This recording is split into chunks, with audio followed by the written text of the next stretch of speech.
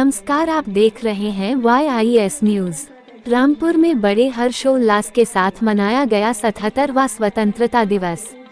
रामपुर में स्वतंत्र दिवस के अवसर पर गांधी समाधि पर तिरंगा झंडा फहराया गया।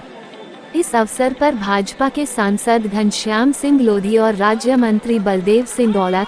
रामपुर विधायक आकाश सक्सेना, रामपुर के जिलाधिकारी रविंद्र कुमार मांदड़, पुलिस अधीक्षक अशोक कुमार शुक्ला आदि पुलिस व प्रशासन के अधिकारी तथा बड़ी संख्या में स्कूल के छात्र छात्राएं तथा लोग मौजूद रहे। उसके उपरांत सभी ने गांधी समाधि पर महात्मा गांधी जी को श्रद्धा सुमन अर्पित किए तथा गांधी जी मूर्ति पर मालार्पण किया।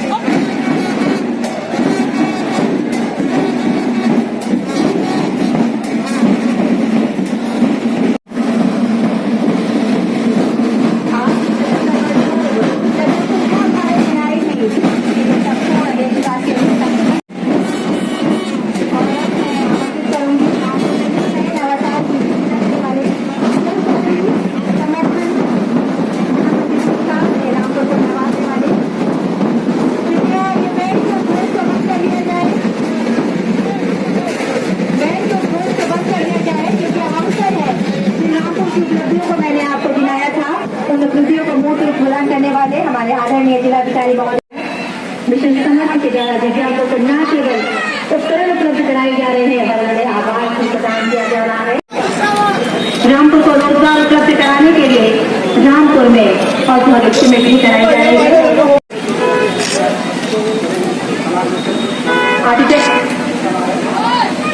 जी हाँ,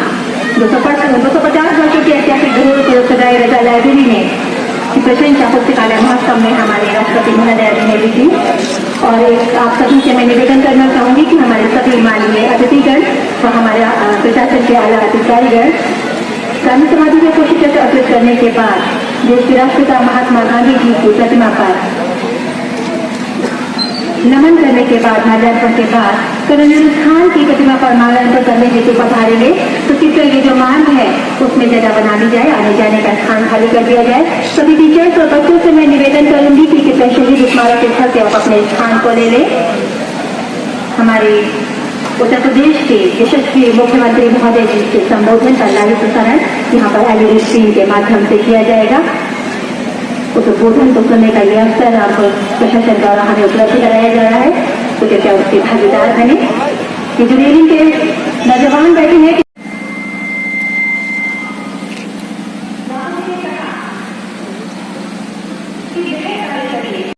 उत्तर प्रदेश सरकार में दमदार मंत्री परम आदरणीय श्री बलदेव औलख जी,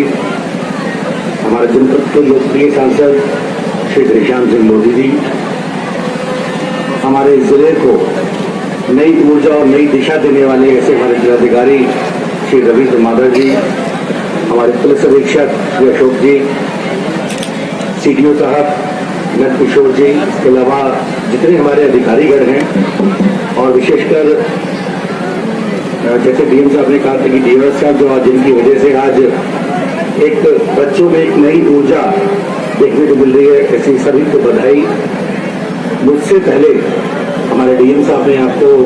काफी हद तक चीजें सब बता चुके थे। मुझे सिर्फ इतना ही कहना है कि आज देश में जो नई दिशा की ओर जा रहा है, हमारा रामपुर भी आज जिस तरीके से रामपुर की तस्वीर और तस्वीर धीरे धीरे आपको बदलती हुई दिख रही है, इसी के लिए मैं आपको यहाँ के सभी अधिकारी, यहाँ के जितने जनप्रतिनिधि हैं, उन सबको बधाई देना चाहता हूँ। मुझे पूरा विश्वास है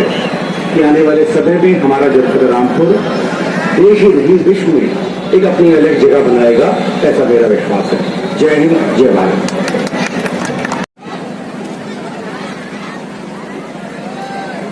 आज के मुख्यमंत्री हमारे उत्तर प्रदेश सरकार में कृषि राज्य मंत्री मेरे भाई आदरणीय बलदेव सिंह औलख जी, हमारे शहर विधायक आदरणीय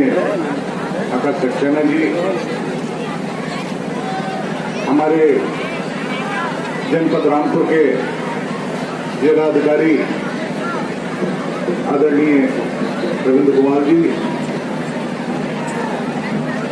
हमारे पुलिस विभाग को देख रहे ऐसे हमारे आदरणीय अशोक कुमार जी, हमारे जिला पंचायत अध्यक्ष आदरणीय खैरराम लोधी जी और सीडीओ साहब, एडीएम साहब, पुलिस, हमारे जनपद रामपुर के सभी अधिकारीगण और दूर दराज से आए हुए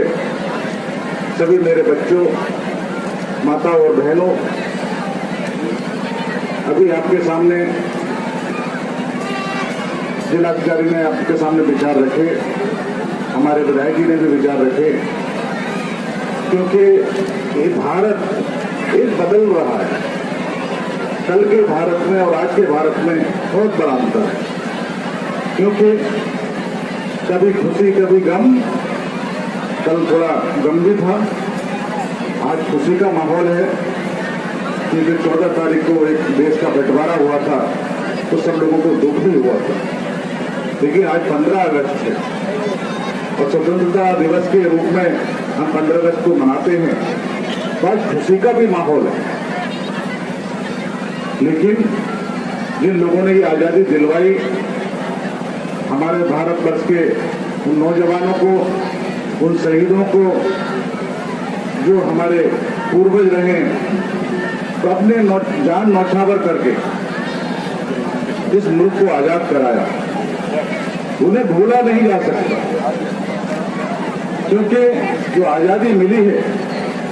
जो अंग्रेजों से हमारा देश आजाद हुआ, तो उसमें सभी का बराबर का योगदान रहा, चाहे हिंदू हो, चाहे मुसलमान,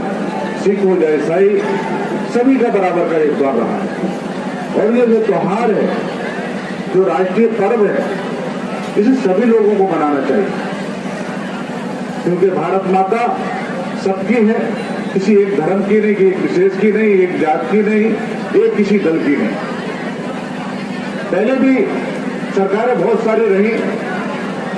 लेकिन जब से भाजपा की सरकार आई है, 9 साल पूरे हो गए भाजपा की सरकार को, माननीय मोदी जी के नेतृत्व में, लेकिन देश में बहुत बड़ा बदलाव आया है। सरकारें पहले भी रही, लेकिन इतना बड़ा बदलाव राजनीति से जुड़े होंगे। हम सबकी ये सामूहिक जिम्मेदारी है कि इस विकसित भारत के बनाने के लिए, इस विकसित भारत का एक पूरा ढांचा बनाने के लिए जो जिम्मेदारी है वो हमारे कंधों पे हम लोगों को मिली है, और उसको हम सब लोगों को बहुत तन्मयता से, बहुत रचनात्मकता से निभाना होगा। चाहे हम विकास कार्य क्षेत्र में करते हों, शिक्षा में, स्वास्थ्य में, पोषण में, और जितने तमाम ऐसे सेक्टर्स हैं जिसमें अभी जो हमें चुनौतियां लगती हैं, उन चुनौतियों से पार पाने का ये इस अवसर पे मैं ये भी कहना चाहूँगा, आप सभी लोग जानते हैं कि जो विकास की पूरी परिभाषा है वो प्रकृति के संरक्षण के बिना पूरी नहीं की जा सकती, और हमारे आदरणीय प्रधानमंत्री जी, आदरणीय मुख्यमंत्री जी के द्वारा लगातार आह्वान होता है कि जो हमारे सामने जल संकट है, जो हमारे सामने स्वच्छ हवा का संकट है, जो हमारे सामने पर्यावरण का संकट है, उसको दूर करने के लिए भी नागरिकों के रूप में हमारी जिम्मेदारियां हैं। चाहे हम अभी देखते हैं कि पूरे उत्तर प्रदेश में 30 करोड़ से ऊपर वृक्षारोपण का कार्यक्रम हुआ, आज भी पूरे प्रदेश में और हमारे जनपद में भी वृहद वृक्षारोपण का कार्यक्रम किया जा रहा है, और लगभग 25 लाख से ऊपर पेड़ हमारे जनपद में पिछले दिनों 22 जुलाई को और आज 15 अगस्त के दौरान लगाए जा रहे हैं। तो मैं इस अवसर पे आप सबसे ये भी आह्वान करना चाहूँगा कि आप अपने व्यक्तिगत कैपेसिटी में, मुझे पता है बहुत सारे लोग लगाते भी होंगे, लेकिन फिर भी उसमें अपने आप को सीमित ना रखें। एक हमारे दिमाग में विचार आ जाता है कि एक पेड़ लगा लिया तो हमारी जो दायित्व है वो पूरा हो गया। एक पेड़ लगाने से हमारा दायित्व पूरा नहीं होगा। जितने ज़्यादा हम वनाच्छादन करेंगे उतना ज़्यादा ही हमारे खुद के लिए, हमारी आने वाली पीढ़ियों के लिए हम क्लीन एयर, स्वच्छ वायु दे पाएंगे, और आई थिंक वो हमारे देश के लिए हमारी सबसे श्रद्धांजलि होगी। जल संरक्षण की हम लोग बात करते हैं तो जहाँ एक तरफ हम लोग कैच द रेन पे आदरणीय प्रधानमंत्री जी के आह्वान पर काम कर रहे हैं, जितने हमारी बारिश का पानी होता है उसको हम लोग हमारे जो तालाब हैं, जितने हमारे जल स्रोत हैं उसको तो इकट्ठा करें, लेकिन साथ साथ जो हम घरों में पानी यूज करते हैं उसमें हम कितनी मितव्ययता कर सकते हैं उसको भी हम सब लोगों को सोचना चाहिए। और ऐसा नहीं है कि इसमें लोगों के मन में विचार दिया है या उसको अप्लाई नहीं किया गया, सब लोगों के मन में ये विचार है, सब लोग जानकारी भी है, पर कई बार हम चीज़ों को भूल जाते हैं। तो ऐसे अवसर जब आते हैं हमारे जीवन में तो एक नागरिक के रूप में हमारी क्या जिम्मेदारियां हैं उनको फिर से हम लोग याद करें। हमारे संविधान में जो हमारे मूल अधिकार दिए हुए हैं, मूल कर्तव्य दिए हुए हैं, राष्ट्र के नीति निर्देशक तत्व दिए होंगे, वो संविधान की मूलभूत आत्मा है, हमारे राष्ट्र की मूलभूत आत्मा है, जो कि पहले ही हमारी जो संविधान सभा हुई थी उसमें जो हमारे राष्ट्र निर्माता थे बहुत सोच विचार कर, बहुत उन्होंने मंथन करके, चिंतन करके उन सारे आदर्शों को संविधान में स्थापित किया था। उनको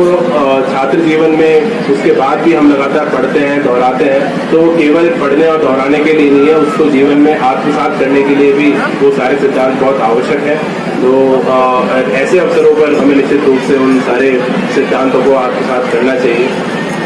तो इस अवसर पर आप सब लोग यहाँ पे इकट्ठे हुए हैं और मुझे बड़ी खुशी है कि हर वर्ष हम लोग इस प्रकार के कार्यक्रमों का नए नए कीर्तिमान स्थापित कर रहे हैं। आप सभी को यहाँ आने के लिए पुनः मेरी तरफ से बहुत बहुत बधाई, और मैं हमारे मुख्य अतिथि जी को भी बहुत धन्यवाद दूंगा कि आपने अपने अमूल्य समय में